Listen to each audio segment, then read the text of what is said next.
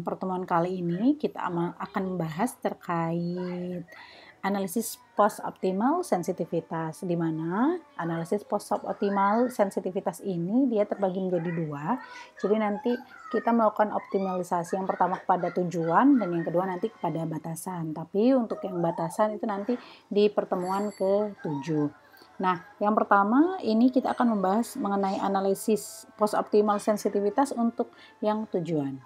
Jadi kenapa sih harus melakukan analisis sensitivitas? Jadi analisis sensitivitas ini merupakan analisis atas perubahan parameter dan nanti kita akan melihat dampaknya terhadap solusi dari sebuah model itu. Apakah dengan adanya penambahan tersebut atau perubahan parameternya dia akan berdampak pada sudah optimalkah atau tidak suatu model tersebut. Nah, cara paling mudah biasanya untuk mengetahui dampak itu dia harus melakukan perubahan parameter terhadap suatu model. Nah, kemudian kita akan mencari solusinya dan membandingkan, tetapi ini cukup memakan waktu. Nah, dampak atas perubahan pada model dapat langsung ditentukan melalui tabel simplex akhir. Jadi biasanya suatu model itu dia kan misal punya model simplex ya, tapi simplex akhirnya kan masih dalam bentuk yang simplex biasa, belum ada perubahan. Tapi kalau misalnya di analisis sensitivitas itu ada perubahan yang dia dilambangkan dengan delta. Ya, ini dia sebagai salah satu contohnya. Ini kita menggunakan soal yang ada di materi sebelumnya, materi kemarin, dualitas. Nah, kemudian ini kita ketahui bahwa tabel simplex optimalnya dia ada di sini ya, setelah kita hitung ya. Kemudian dari sini karena kita akan melakukan perubahan, jadi kita misalkan ya di sini kita lihat di tujuan ini kan dia Z sama dengan 160x1 ditambah 200x2. Teman-teman bisa memilih yang manakah yang akan melakukan perubahan, apakah di x1-nya atau di x2-nya. Dalam hal ini saya akan memberikan contoh di x1-nya. Ya, setiap ada perubahan maka dia ditambah delta ya, 160 X1 plus delta. Nah, di sini dimisalkan ya, solusi dari model ini adalah X1 sama dengan 4 dan X2 sama dengan 8 ya, solusinya ya. Jadi X1-nya 4, X2-nya 8. Maksudnya itu X1-nya itu adalah jam tenaga kerja ya. Kemudian X2-nya dia pon kayu.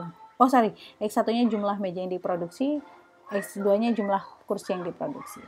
Nah, dari sini bagaimana sih kira-kira bila C1 atau fungsi tujuan dari C1 tadi yang Z tadi, ini kita sebutnya C1, ini C2 ya, kita akan mengoptimalkan dari $160 menjadi $250. Maka apakah solusi optimalnya akan berubah atau tidak?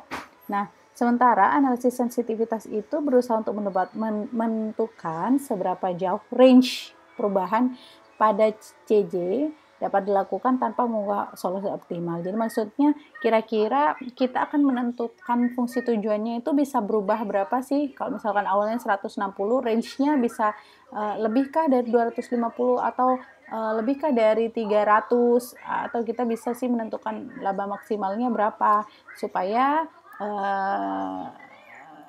perubahannya itu dia tidak mempengaruhi solusi optimalnya atau tidak, sehingga bisa mengatakan bahwa solusi optimalnya ini tidak akan berubah lagi. Nah, range CJ dapat langsung ditentukan dari tabel simplex optimal. Kemudian yang pertama harus dilakukan adalah kita harus menambahkan delta karena kita kan akan merubah yang di C1 ya, fungsi tujuannya, maka C1 kita berubah menjadi 160 plus delta. Setelah itu, maka kita akan masukkan ke tabel simplex optimal tadi yang diperoleh dari tabel simplex yang ini ya. Karena di X1-nya, di C1-nya ya, C1-nya ini ditambah delta, maka di sini juga akan berubah menjadi 160 plus delta. Kemudian di sini juga akan berubah 160 plus delta. Karena ada perubahan ini, jelas ZJ-nya dan CJ min ZJ-nya berubah. Karena ini kan 200 kalikan 8 ditambah dengan 160 plus 4 plus delta dikalikan 4 itu akan merubah hasil yang di sini ya. Ini juga merubah 200 kalikan 0 ditambah 160 plus delta kalikan 1, hasilnya ini, sehingga akan merubah CJ min ZJ-nya. Nah, setelah itu di sini diperoleh kalau misalkan kita lihat, sementara kan tabel simplex itu dikatakan optimal ketika nilainya ini dia 0 dan negatif. Kalau misalkan kita lihat di sini ini tetap optimal ya, ternyata setelah ada penambahan atau perubahan atau delta ini dia tetap nilainya 0 dan ini tetap negatif. Nah, sehingga kombinasi produk yang dihasilkan akan berubah dan nilai CJ min ZJ-nya menjadi 0. Maka terdapat solusi alternatif ya. Jadi supaya solusi tetap optimal, nah nilai delta yang tadi di akhir yaitu di CJ min ZJ-nya ini min 20 plus delta per 2, ini akan kita cari berapa sih kira-kira nilai deltanya kurang dari 0, dan ini negatif 20 per 3 dikurangi delta per 9 kurang dari 0. Sehingga kalau misalkan dicari ini kedua pertidaksamaan ini ya, ini negatif 20 tinggal pindah ruas, karena pindah ruas dari negatif dia jadi positif, jadi delta per 2 kurang dari 20, sehingga deltanya nilainya adalah kurang dari 40. Sementara yang ini delta lebih besar dari negatif 60. Jadi delta itu bisa besarnya adalah kurang dari 40 dan lebih besar dari negatif 60.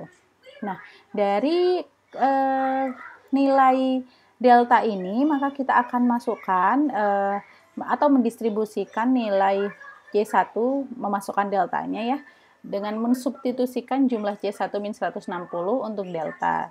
Nah, sehingga diperoleh ketika delta kurang dari 40, kita masukkan ini ya. Kan diketahui formula awalnya untuk C yaitu 160 ditambah delta, sehingga delta kalau kita pindah ruaskan berarti sama dengan C1 dikurangi 160. Jadi letaknya ini tetap ya 160 yang pindah ruas, berarti tinggal delta sama dengan C1 dikurangi 160.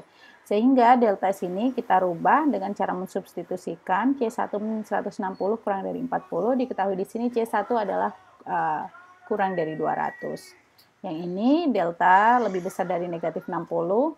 Ini kita deltanya substitusikan dengan delta itu formulanya apa, yaitu C1 min 160 lebih besar dari negatif 60, sehingga diperoleh C1 ini 160-nya pindah ruas, berarti negatif 60 ditambah 160 hasilnya C1 lebih besar dari 160. Sehingga dapat disimpulkan bahwa range nilai C1 yang tetap mempertahankan solusi optimal meskipun nilai fungsi tujuan mungkin berubah adalah nilainya C1 lebih besar dari 100 atau kurang dari 200. Nah, ketika C1 dia berubah menjadi 250, maka dia akan merubah solusi optimalnya, sehingga harus dikerjakan lagi tabel simplexnya seperti itu, teman-teman. Nah, ini kalau misalkan bagaimana sih kalau misal tabel simplex dengan C2 sama dengan 200 plus delta. Nah, teman-teman nanti bisa coba ya menghitung di ini dengan mengetahui deltanya kira-kira range-nya berapa untuk C2. Kan ini sudah diketahui di sini nilainya 0 dan negatif ya. Jadi teman-teman tinggal melakukan apa yang tadi seperti yang saya lakukan tadi dengan mencari nilai delta terlebih dahulu, kemudian mensubstitusikan nilai C2. Setelah itu akan ketemu range-nya C2 itu berapa range-nya sih sehingga tidak menghasilkan perubahan terhadap nilai atau solusi optimalnya. Begitu kalau terkait dengan analisis untuk optimal ya di sensitivitas untuk yang tujuan. Nah, terima kasih. Assalamualaikum warahmatullahi wabarakatuh.